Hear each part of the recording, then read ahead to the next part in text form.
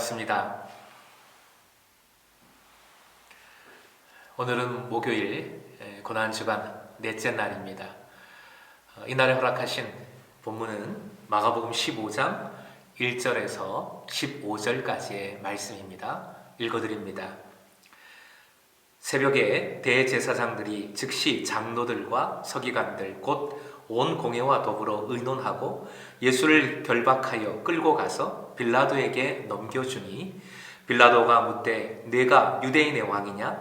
예수께서 대답하여 이르시되 내 말이 옳도다 하시매 대제사장들이 여러 가지로 고발하는지라. 빌라도가 또 물어 이르되 아무 대답도 없느냐?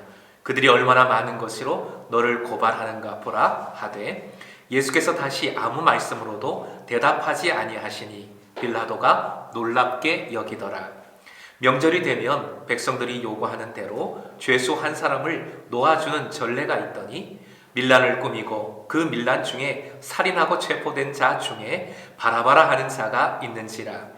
무리가 나아가서 전례대로 하여 주기를 요구한데 빌라도가 대답하여 이르되 너희는 내가 유대인의 왕을 너희에게 놓아주기를 원하느냐 하니 이는 그가 대제사장들이 시기로 예수를 넘겨준 줄 알미러라.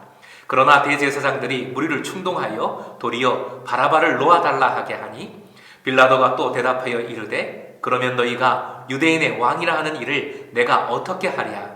그들이 다시 소리 지르되 그를 십자가에 못 박게 하소서. 빌라도가 이르되 어찌 미냐? 무슨 악한 일을 하였느냐 하니 더욱 소리 지르되 십자가에 못 박게 하소서 하는지라. 빌라도가 무리에게 만족을 주고자 하여 바라바는 놓아주고 예수는 채찍질하고 십자가에 못 박히게 넘겨주니라. 아멘. 본문 1절 상황을 조금 더 설명을 드립니다. 온 공회라고 했는데 산헤드린 공회를 의미하지요. 유대인 최고 결정기관입니다. 예수님 큰일 나셨지요. 이 최고 결정기관 산헤드린은 신선모독으로 예수님에게 사형을 선고합니다. 그리고 로마의 총독 빌라도에게 넘겨주었다 했습니다. 유대인들에게는 사형 집행권이 없었습니다. 왜요? 로마의 속국 상태였기 때문에 그렇습니다.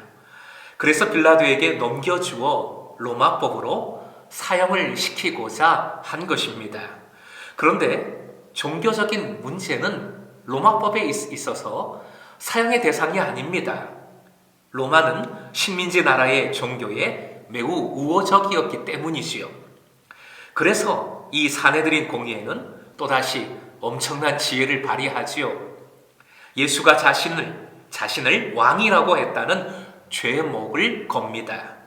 그것은 당연히 반역죄, 반란죄로서 사형에 해당이 됩니다.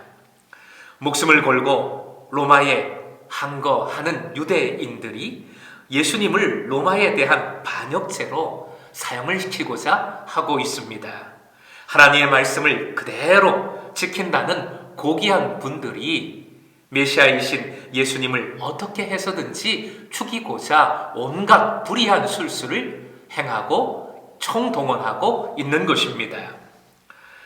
이걸 정치라고 지혜라고 할 수는 없을 겁니다.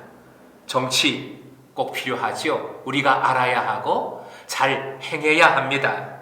하지만 자기 욕심을 위해 하나님의 뜻이 아닌 것을 이루고자 불의를 행하는 것은 정치가 아닙니다. 지혜가 아닙니다. 하나님 앞에 죄악일 뿐입니다.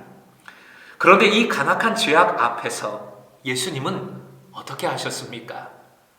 침묵하셨습니다.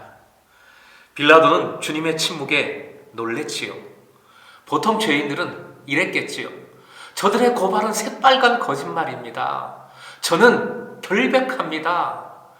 저는 죄가 없어요. 아마 다 이랬을 겁니다. 이래야 맞지요.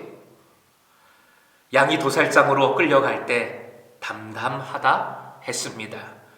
에리크에서 양 잡을 때 보면 양이 정말 담담하게 최후를 맞이합니다. 주님은 수많은 설교를 하셨고 유대 종교 지도자들과 수많은 논쟁을 벌이셨어요. 그런데 지금 가장 중요한 순간, 목숨이 왔다 갔다 하는 순간인데 침묵하고 계십니다.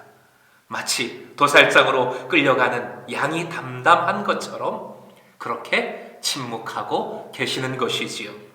이유는 단 하나입니다. 무엇이겠습니까?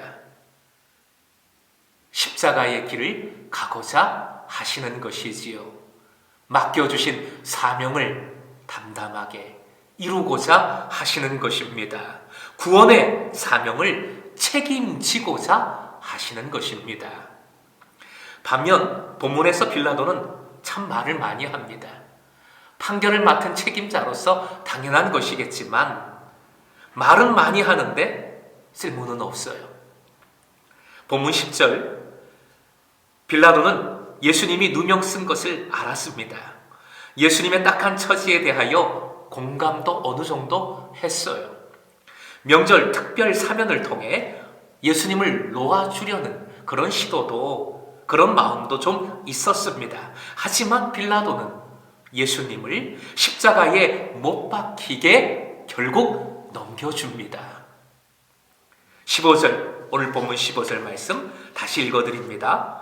빌라도가 무리에게 만족을 주고자 하여 바라바는 놓아주고 예수는 책찍질하고 십자가에 못 박히게 넘겨주니라. 여기서 넘겨주었다의 원어 파라디도미라는 말은 권리의 양도를 의미합니다. 쉬운 말로 바꿔 말하면 책임을 회피했다는 것입니다. 유대 종교 지도자들이 더 나쁜 인간들 같은데 왜 빌라도의 이름이 하필 사도신경에 딱 박혀 있는 것일까요? 바로 이거지요. 책임자였기 때문입니다. 책임자로서 책임을 온전히 지지 않고 회피했기 때문입니다. 반면에 예수님은 책임지셨어요. 그것도 책임자가 아니세요. 죄를 지은 당사자들이 책임져야지요. 책임질 필요가 없는 분이 십자가를 지심으로 그 죄악을, 그 모든 죄를 대신 책임지셨습니다. 십자가의 그리스도는 한마디로 따라해 주십시오. 책임지시는 주님. 책임지시는 주님이십니다. 교인들 물에 빠지면 입만 동동 뜬다는 말 종종 듣지요. 그런데 십자가의 길에서 예수님은 아무 말도 하지 아니하셨습니다.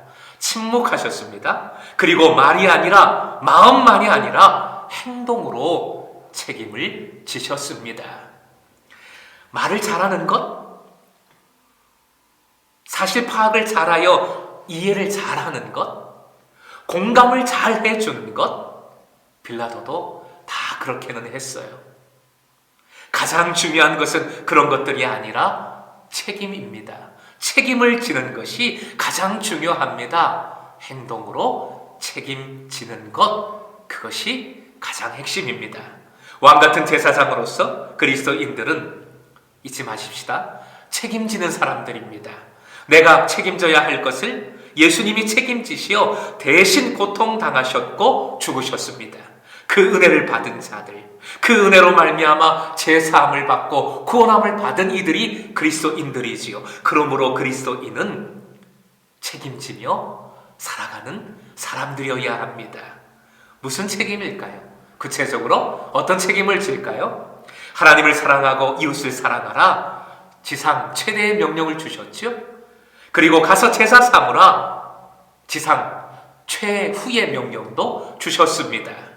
이 책임입니다. 이 책임을 지는 사람들이 그리스도인들입니다. 이 책임을 회피한다면 우리도 빌라도와 똑같은 존재로 떨어지고 마는 것입니다. 그래서 오늘 제가 잡은 본문의 제목이 제자, 책임지는 사람들입니다. 사실 본문에 핵심 단어가 있어요. 뭘까요? 넘겨준다, 넘겨주다 라는 말입니다. 3번이나 반복이 되고 있어요. 그런데 똑바로 알아야지요. 넘겨주기는요, 주님이 스스로 넘어가신 겁니다. 책임지셔서 그렇게 행하신 것이지요. 너 때문이야 이렇게 된 거. 이게 왜 이 모양이야? 도대체 뭐 한 거야? 누구야 제대로 한 게 하나도 없어? 혹 근자에 이런 말을 했다면 혹시 나는 정말 책임지는 사람인가 살펴봐야 하겠습니다. 나 때문에 주님은 죽으셨습니다. 그런데 주님은 한 번도 우리를 원망하지 않으시지요. 언제나 우리를 품어주실 뿐입니다. 내 변명, 내 이익 찾기에는 오히려 이제는 입을 닫으십시다. 힘들지만 어렵지만 주님께서 지금도 우리의 책임 되심을 믿고 조금씩 책임지는 삶을 살아가십시다. 삶의 자리에서 여러분이 스스로 책임지는 제자의 모습을 가지기를 주님의 이름으로 부탁드립니다. 매일 말씀을 묵상하고 큐티하는 것, 행복한 만나 가정에서 가지시는 것, 365 늘 감사 계속해서 감사를 행하는 것, 두일에 한 끼 금식기도 하는 것, 금식 헌금하는 것, 높아심에서 한 번 더 말씀드렸습니다. 이것도 책임입니다. 잊지 마십시오.